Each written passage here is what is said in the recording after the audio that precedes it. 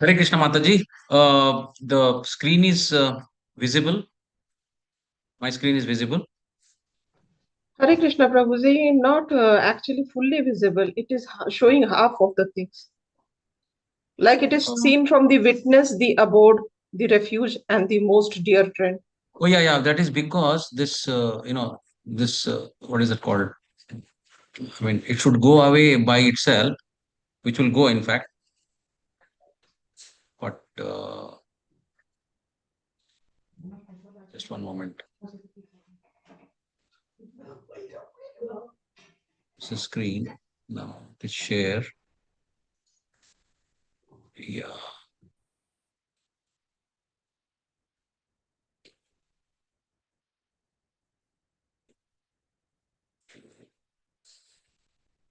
Now it is clear, right, Mataji? Full screen is available. Hare Krishna. Yes, Prabhuji. Okay, so we okay, Ogyanatimanandasya Jnananjana Shalakaya Chakshurnimitam Yena Tasmai Shri Gurave Namaha Sri Chaitanya Manovistam Sthapitam Yena Bhutale Swayam Rupa Kadamaiham Dadati Swapada Antikam He Krishna Karuna Sindhu Deenabandhu Jagatpate Gopesha Gopika Kanta Radha Kanta Namosute Tapta Kanchana Gaurangi Radhe Vrindavaneshwari Vrishabhanusute Devi Pranamami Hari Priye वाञ्छाकल्पतरुभ्यश्च कृपा सिन्धुभ्यो एव च पतितानां पावनेभ्यो वैष्णवेभ्यो नमो नमः नमो विष्णुपादाय कृष्णप्रेष्ठाय भूतले श्रीमति भक्ति वेदांत स्वामिन्निति नामिने नमस्ते सरस्वते देवे गौरवाणी प्रचारिणे निर्विशेष शून्यवादी पाश्चात्य देश तारिणे जय श्री कृष्ण चैतन्य प्रभु नित्यानंद श्री अद्वैत गदाधर श्रीवासादि गौर भक्त वृंद हरे Krishna Krishna Krishna Hare Hare Hare Ram Ram Ram Hare Hare Hare Krishna. So in fact we ended with 17 yesterday. So that was the verse which talked about the this was the verse. पिताहमस्य जगतो माता धाता पितामहः वेद्यं पवित्रम ओंकार रुक्साम यजुर्येव च. So I am the father of the universe, the mother, the support, and the grandsire. I am the object of knowledge, the purifier, and the syllable Om. I'm also the Ruk, the Sama, and the Yajurveda. So now the most important question is who forgets his father? In our normal lives, if we look at, then who forgets his father? No one, absolutely. Only some mad people who are affected by some kind of dementia or some kind of forgetfulness because of some disease, only those are the people who forget their father. And our Supreme Father is Krishna because he is saying he is the Bija Pradapita. So it only means that if we have forgotten Krishna, if you are not chanting Hare Krishna, if you are not having Krishna consciousness, that only means that we are disillusioned by and that is the kind of disease that we have, which we have to come out. Now, the whole question is Mayavadis, in fact, they say what? They call us crazy because we are chanting. However, the fact is that they are crazy because they have forgotten their father. So now we're going to 9.18. What Krishna is saying is, I am the goal, the sustainer, the master, the witness, the abode, the refuge, the most dear friend. I am the creation and the annihilation, the basis of everything, the resting place and the eternal seed. In fact, separately we have separate verses for example, for eternal seed, I am Bija Pradapita. For let's say witness, we are having uh, Dehesmin Purusha Paraha.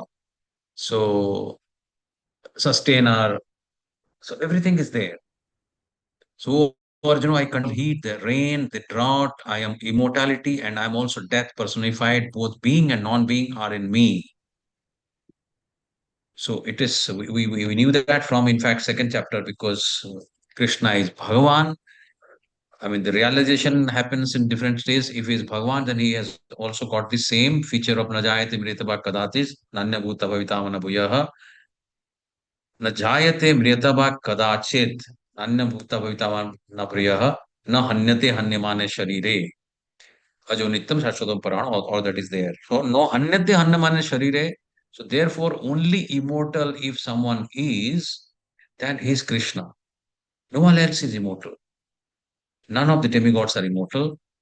In fact, when Hiranyakashipu wanted immortality, then Brahma said, "How can you give you immortality when I am not immortal? Brahma is not immortal. Brahma may have millions and billions of years of life, but he is still mortal." Same thing happened to Yamaraj also. It seems like Yamaraj is also immortal. He is not. He also goes during the dissolution. He again, goes to the mortality stage. So some new Yamaraj will come. So let's go to the next.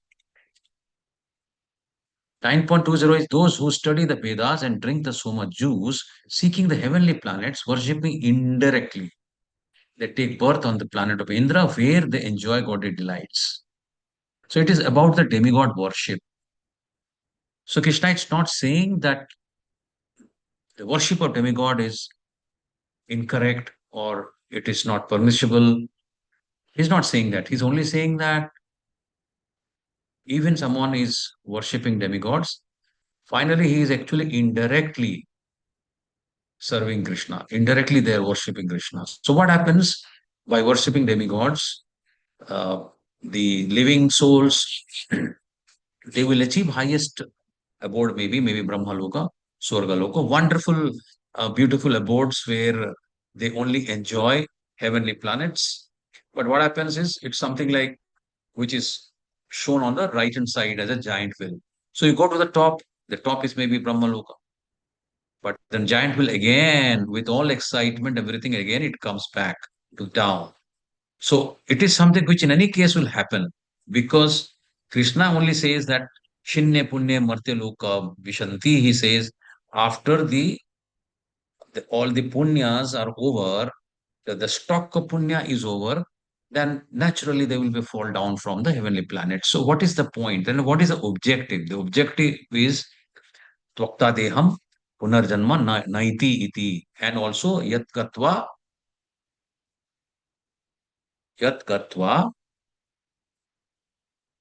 Na Nivartante. Yat Gatva Na Nivartante Tatthamam Paramamama. Where if we once go, then we do not return. That is the objective. Otherwise, this will happen. That sometimes when they have this enjoyed heavenly sense pleasure, they return to this mortal planet again. Thus, through the Vedic principle, they achieve only flickering happiness. And what is flickering happiness? Flickering happiness is momentary, temporary happiness because the eternal happiness and eternal bliss exist only in Goloka Vrindavan and nowhere else. So, what is the point?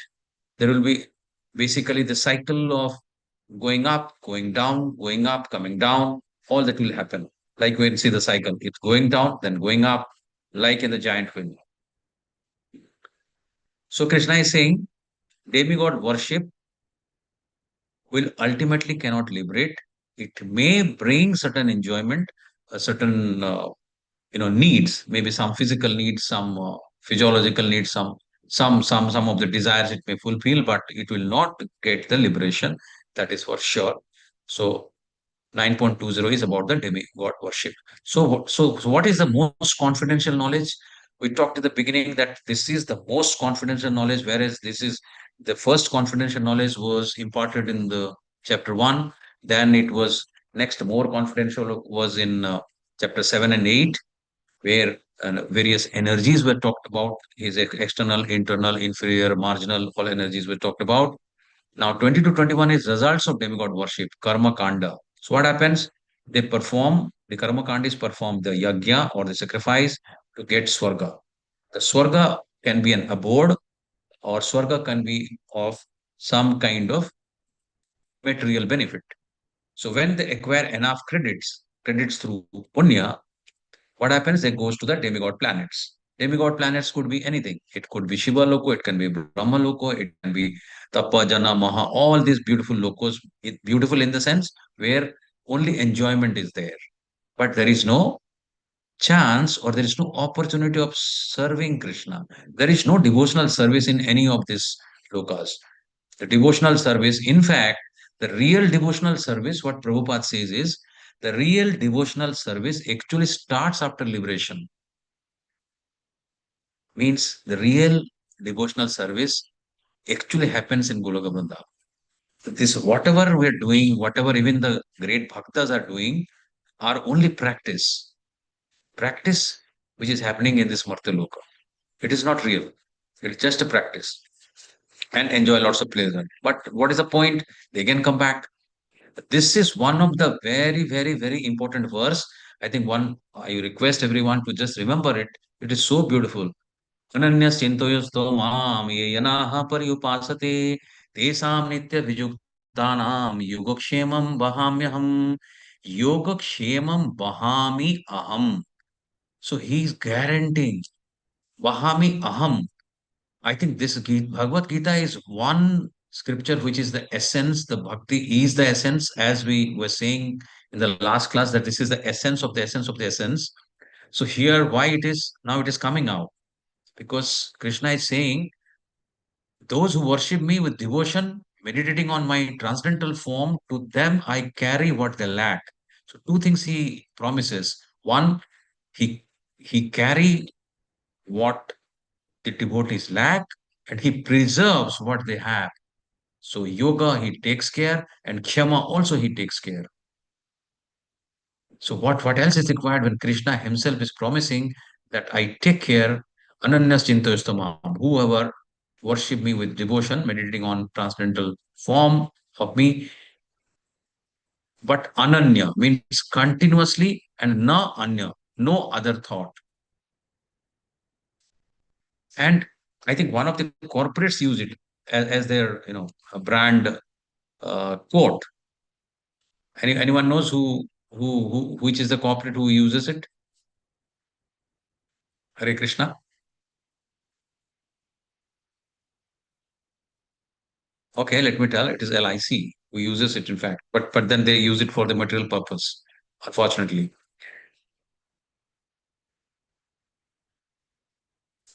so Krishna. So there are many examples where Krishna comes to the Ananya Bhaktas.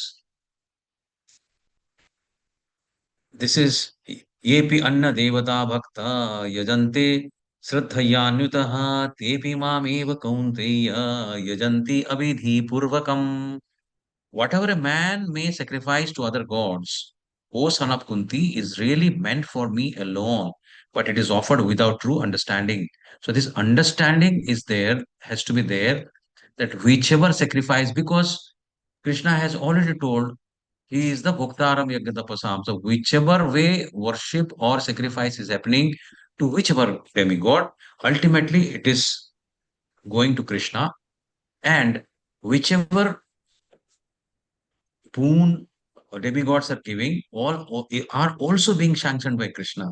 Let's say somebody wants knowledge from Saraswati Devi, somebody wants wealth from Lakshmi Devi, somebody wants some some other things, Kubera for some more wealth, etc. If somebody wants, they have some capacity to give this boon. However, the power or the sanctioning authority is coming from Krishna, and this is what is to be understood, that it is offered without true understanding. And what it is called when it is offered without true understanding, it is called abhidhi purvakam, yajanti abhidhi purvakam. So there are two analogies in level two. We are supposed to have more analogies, because ultimately some of you, or all of you, I would want, will go to Bhakti Sastri, then become the preachers. That is what Krishna wants. He loves, and he has special uh, love for the who talks about him. So we are all talking about him now. So the analogy is, One beautiful analogy is that if you want to water a plant, then you can water it in the root. It's not required to water it in the leaves, on the branches. So that is how, if Krishna is uh, worshipped, then all the demigods worship. That is one analogy. Second analogy is with respect to our body. So if we take the food and it goes to stomach, then automatically the hands, legs, brain, everything gets nourished. So it is not required that we should separately give, food to hand and limbs, etc. That's the second analogy. And third analogy is like, following the traffic rules, or where they follow the rules of the government so that the bribing is not required. So following the rules is primarily straight away, which is given the government directly. And here we can compare it to Krishna. So the most confidential knowledge, demigod worship without knowledge of Krishna's supremacy, is called abhidhi purvakam. It is not bidhi. So it is a sign of less intelligence because such worship is offered to me only, but indirectly. These three analyses we have already discussed: pouring water on leaves and branches and not the roots, feeding different parts of the body and not the stomach, not to follow the laws of the government and offering a bribe to the officers. This is the analyses. To worship Krishna has to be direct and not indirectly. And we see here on the left hand side that, in fact, all the demigods, they worship, we can see Brahma is worshipping Narayan and Krishna. We see Shiva also worshipping Krishna. The result of such worship is, what happens to such worshippers? They simply fall down. If they're doing it directly, then they will fall down, because Brahma also is not eternal, but they know at least that who is the supreme personality of Godhead. अहंग सर्व यज्ञानां भुक्ता च प्रभुरेव च न तु माम अभिजानन्ति तत्त्वेनात शवन्ति ते. Therefore, those who do not recognize my true transcendental nature fall down. I am the only enjoyer and master of all sacrifices. In 5.29 also he has said that Bhuktaram Bhuktaram Yagatapasam Sarvaloka Maheswaram.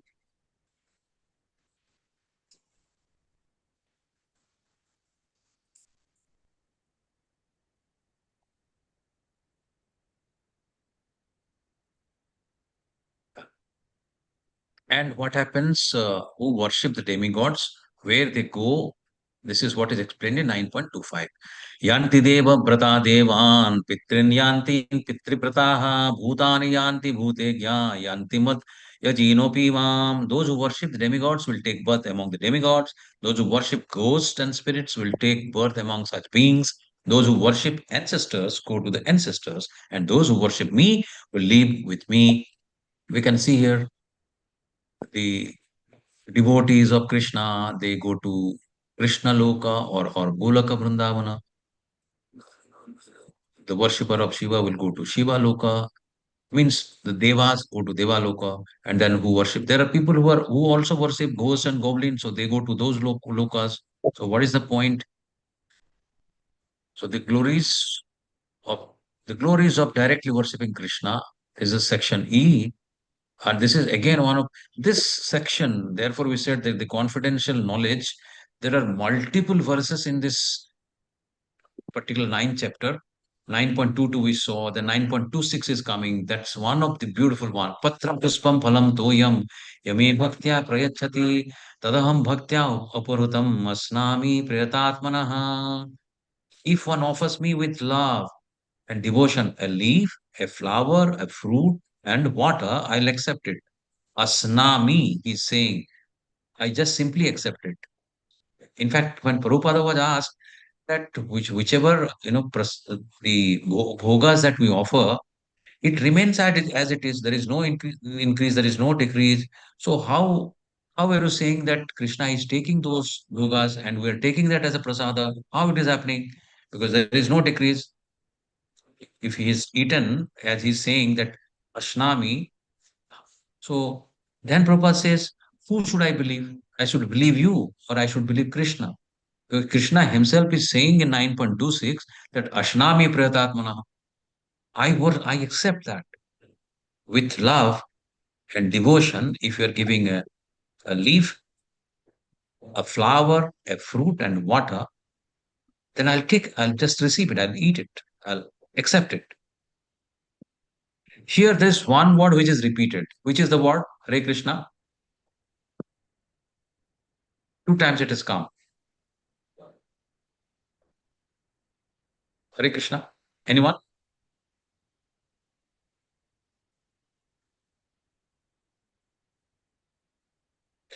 Bhaktya prayachati. The bhakti is coming two times. First is yame bhaktya prayachati, and second is tad aham bhaktya uparutam. So bhakti is important. So what is the difference between us and the pure devotee is the offering remains same. They will also, let's say, give patram puspam phalam toyam. We will also give patram puspam phalam toyam. The difference will be only in the bhakti, in the devotion in which they give it.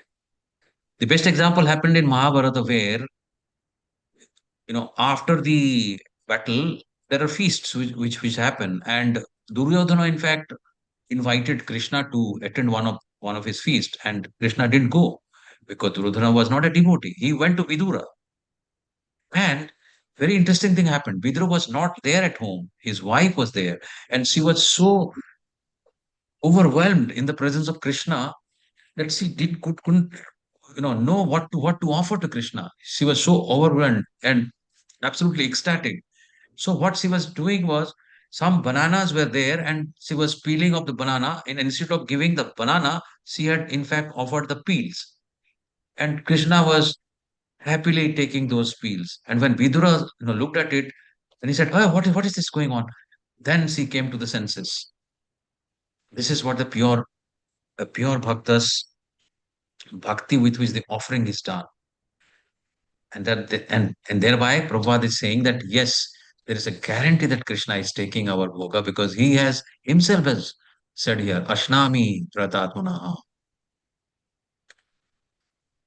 Again, 9.27, very important one. This chapter is full of all beautiful verses, and each and every verse it is giving, in fact, the direction. It's an absolute manual. It is giving how to worship Krishna. In the Gita, it's a manual. 9.27 is a manual. Yat karosi, yat asnasi, yat juhosi, dadasi, yat tapassasi, konteya, tat kuruswa madarpanam, yat karosi, yat asnasi. Whatever you're doing and whatever you're eating, yat juhosi, dadasi, yat, whatever you are sacrificing and whatever you are giving, yat tapassasi, whatever austerities you are giving, or whatever austerities you are observing, konteya, son of Kunti, tat kuruswa mad arpanam. All these four just offer to me. So, O son of Kunti, all that you do, all that you eat, all that you offer and give away in charity, as well as all austerities that you may perform, should be done as an offering unto me. Very important verse. And how to be a devotee? Four things. So, Yat Karosi, so chanting, then offer the. So, one is chanting. So, what we are doing chanting, so that we should offer to Krishna. Then we make bhogas, so and also we will eat that. That also we should offer. We observe Ekadashi, which is a part of the austerity, or Yat Tapassasi, that also we should offer Krishna. Then if we make some charity, that also Yat Dadasi, part of that, we must give that. But do you think Krishna is waiting for these small, small things from us? He is, when we are explaining Bhagavan, then he is having six opulences, and each and every opulence is unlimited.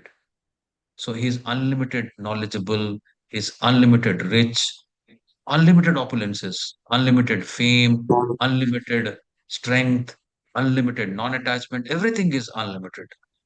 He then, why does he then, waiting for the devotee to offer us a small leaf, some water, because we can take one example. Is that when a father, he is the father. So for example, in our normal lives, when a father comes back home and off and comes back with some chocolate to offer the children, he's not waiting that any child would actually offer him back. But then if the child really offers a bite, then the father becomes ecstatic. That's the love that Krishna also gets ecstatic when, because ye yatha mam prapadyante tam tathaivascha bhajamyaham. The- In whatever way, how much we worship Krishna, how much we give it to Krishna, the way we engage, he also gets engaged equally. So whatever you do, whatever you eat, whatever you offer or give away, and whatever austerities you perform, do that, O son of Kunti, as an offering to me. So these are the four items. So whatever you do, that is one. Whatever you eat, eatables. Of course, no, everything is not eatable. There are to be in the Krishna consciousness, there are four regulative principles where meat eating is not allowed. So whatever you offer or give away, then whatever austerities you perform, Ekadashi and others, do the following as an offering to Krishna. So, so what is the difference we just discussed? The difference in offering a pure devotee and us is the bhakti, the quality of devotion and quality of reciprocation also. Yatha mam prapadanne tam tathaivascha bhajamyaham. We have seen Lord Rama taking the bitten fruit of this shabari. That's the kind of bhakti. I mean, this is the best example. Sudama, when Sudama was offering the poha, and it was full of sweat. It was not in the material terms. It was not that tasty also, but he was taking and relishing that because of the quality of the devotion, because he is bhavagrahi, and this is what we should actually continuously do when we are having the Navada Bhakti.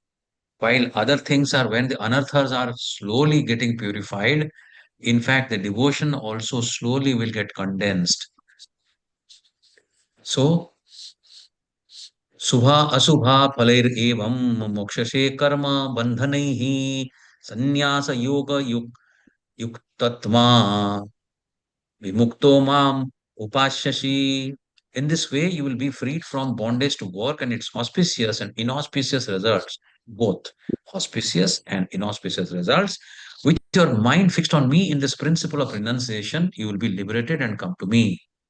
This is the beauty of Krishna consciousness, of the Yukta Vairagya that we're talking in chapter 5. When Arjuna asked about what is better for me, renunciation or work, then we talked about, Yukta Vairagya is the best. And a devotee of Krishna has a family life, does everything, but keeping Krishna in the center. He does a beautiful seva. He makes beautiful flower. He makes beautiful garland. Give it, offer to beautiful prasadam, offer to Krishna, and then eats it. He chants. He does everything for Krishna. So what it says is that anyone can be a devotee.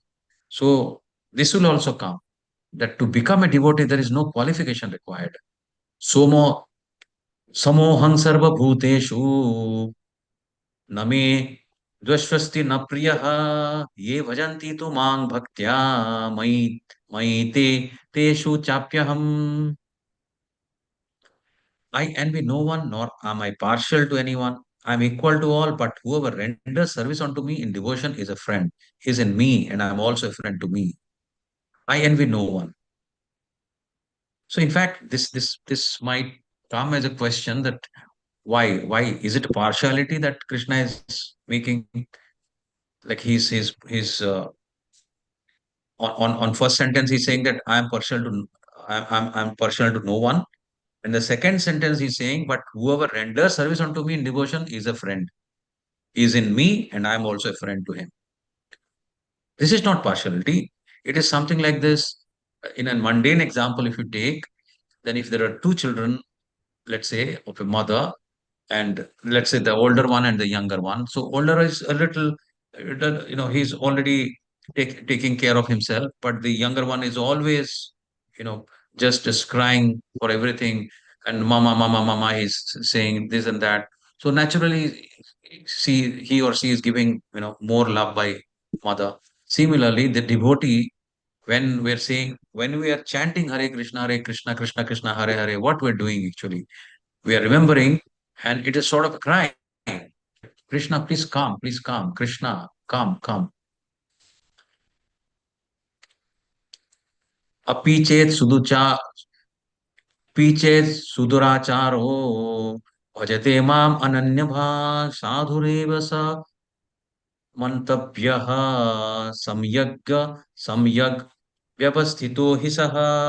Even if one commits the most abominable actions, this is the most beautiful verse, because here Krishna says that if one comes to the fold of Krishna consciousness in the devotion, then even if he does abominable actions, also he forgives.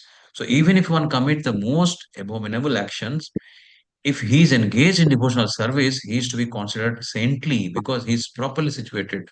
Once he comes, then he is forgiven. There are thousands of examples. And on the right side, we see the best example, and who is he? Jagai and Madhai. They were doing, it is said that they were doing when there was no such abominable act which they were not doing. They're doing everything. And Nityananda Prabhu, in fact, just requested them that please chant one round of Hare Krishna, or say just Hare Krishna, Krishna Krishna, Hare Ram, Ram Ram, Hare Hare.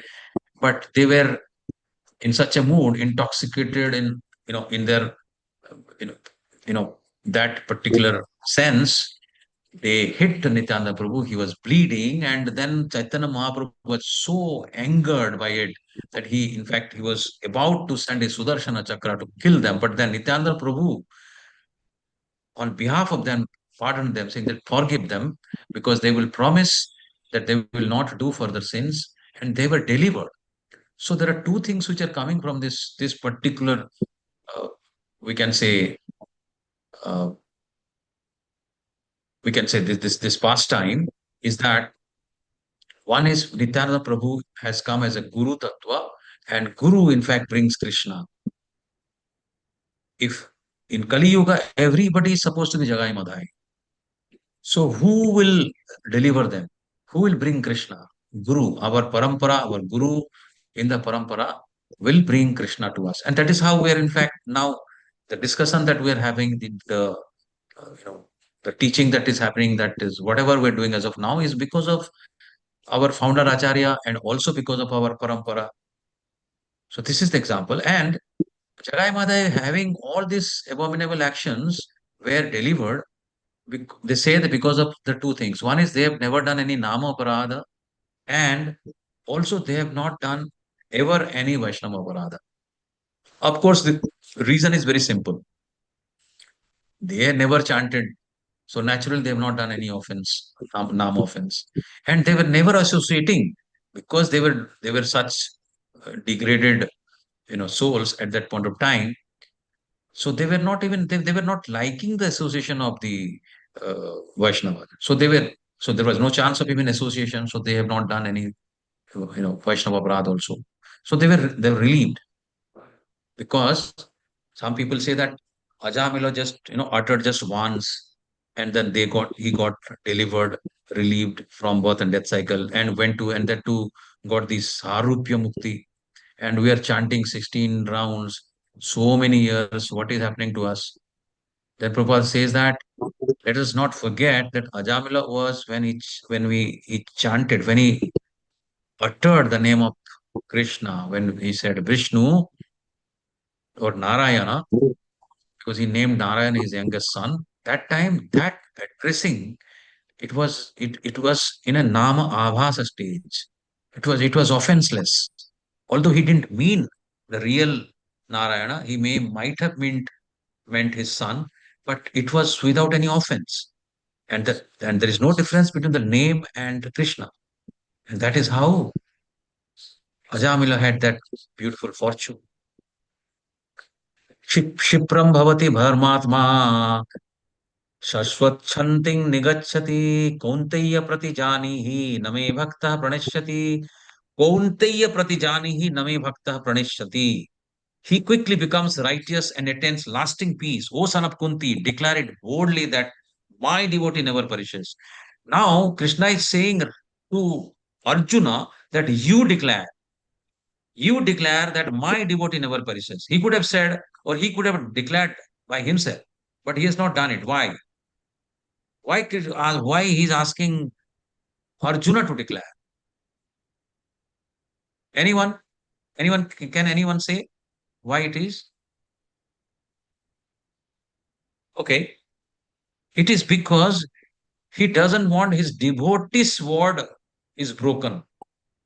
He might break his promise, but he will never want his bhakta's word or bhakta's promise to be broken. And we know the story of Vishnu. The story of Bhishma, where I'm just keeping it short. We discussed it in the level one, where Duryodhana was continuously telling Bhishma Deva that what you are doing, nobody is dying, Pandavas are still alive. So what you are doing? Then Bhishma was agitated and had said, "Okay, fine. Tomorrow morning I'm going to kill all the Pandavas, and these are the five arrows, and tomorrow morning it's over."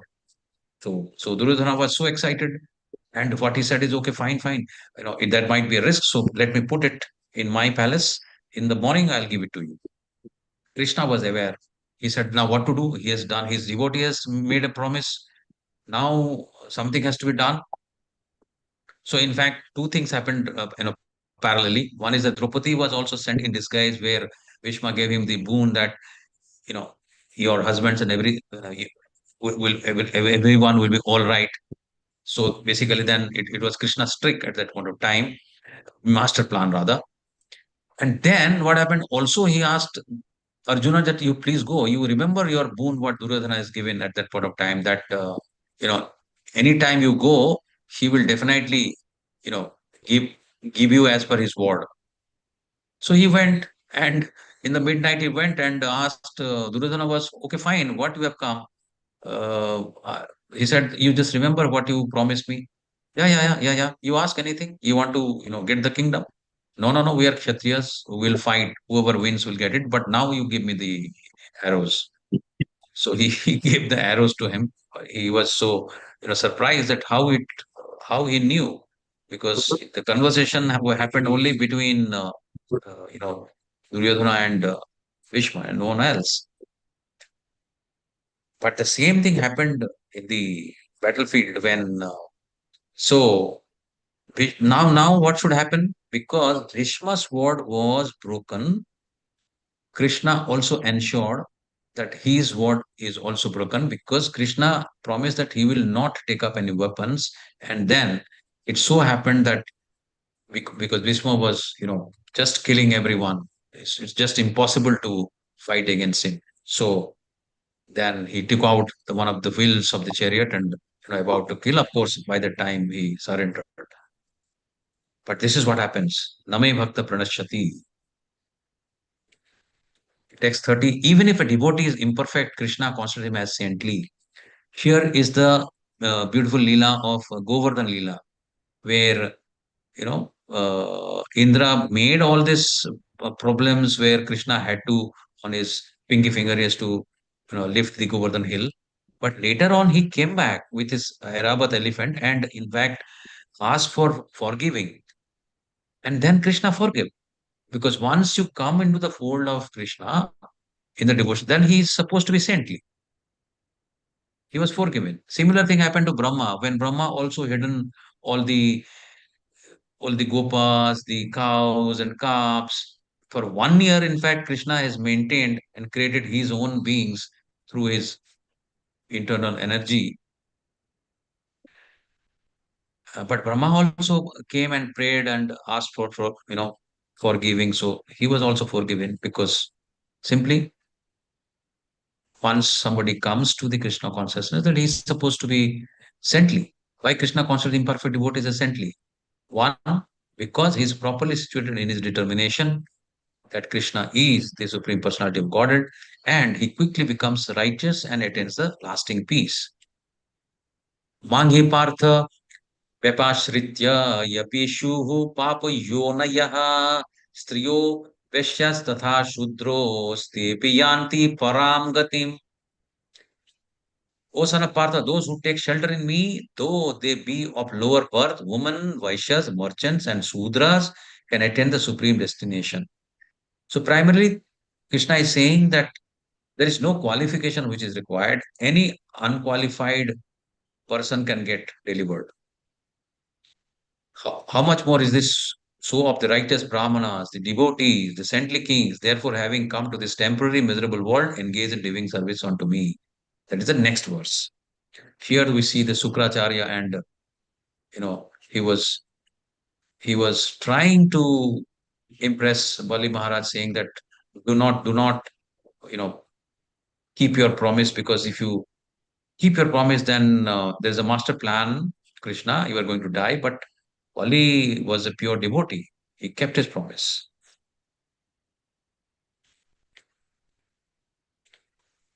So even unqualified classes also achieve Krishna by his mercy. No distinction in different classes. Jagai Madai, we saw, they were absolutely Naradhamas. They are coming under Naradhamas, the lowest of the mankind. And they are relieved. No distinction in different classes. This verse establishes that in devotional service, there is no distinction between higher and lower classes as opposed to the material conception of life. We see, so somebody is a CEO, somebody is a politician, somebody is an engineer, doctor, somebody is a labor or a beggar. There is nothing in the spiritual plane. Everyone is same as long as the quality of devotion, the only thing that matters. So indicates power of devotional service and pure devotees. Most simple man taking shelter of a pure devotee can be purified by proper guidance. Even the lowest of men, chandalas. And who are chandalas? Chandalas are supposed to be the dog eaters. So importance of shelter, that is vyapashritya. One has to take complete shelter of Krishna, then one can become greater than great jnanis and yogis. Pure devotee can enable people of lower classes to attain highest perfection. So that is again power of association. We read about the power of association in the Leela of Narada Muni, and this is the last verse.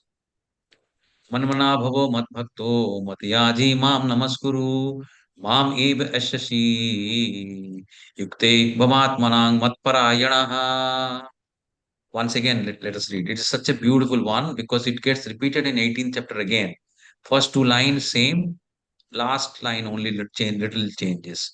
So manmana bhava mad bhakto matyaji mam namaskuru mam evasasi yuktebham atmanam mat parayanaha.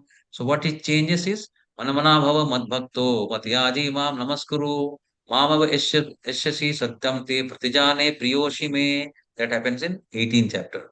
So engage your mind always thinking of me, offer obeisance and worship me, being completely absorbed in me, surely you will come to me. So basically, this should be our checklist, four checklist. First is manmana. So whether we are chanting or not. Second, mat bhakto. So we are giving daily obeisance to him or not, to the deity. Mat yaji, we are worshipping, at least doing some deity seva or not. And then namaskuru. That is the omission. So if these four we are checking we are doing or not, that should be the way of reaching Krishna. So they say that wherever you chant Krishna, that place is the Vrindavana. This is the beautiful verse. It ends this chapter. So 9.34 says that worship Krishna directly as advised by Lord Himself, not by anyone else. He says that engage your mind always thinking of me. There are four items. Engage your mind always in thinking of me. So chanting, become my devotee. So do the sevas and various other things, then offer obeisances, that is Dandavat Pranam for the Prabhus and Panchanga Pranam for Matajis, then worship me, deity worship. This four has to happen every day. These are the summary of the sections. 1 to 3, hearing about Krishna, qualifications and disqualifications. Disqualification is nothing, it is only that there is no bhakti. it's an absolute disqualification. But as long as bhakti is there, if the quality differs, then of course the how Krishna, you know, getting more dearer or less dearer will depend on the quality of devotion. Then Ashura Jnana, Krishna's Achinta Bheda Aveda relations with material world. And 11 to 15, non-worshippers and worshippers. 16 to 25, Krishna is the supreme object of worship. And just 1 minute, I think this last part we have to see properly. And yeah, and 26 to 34, the glories of directly worshipping Krishna. Hare Krishna, I stop share. This was a little simpler chapter today, but the most important, because this is the essence of the essence of the essence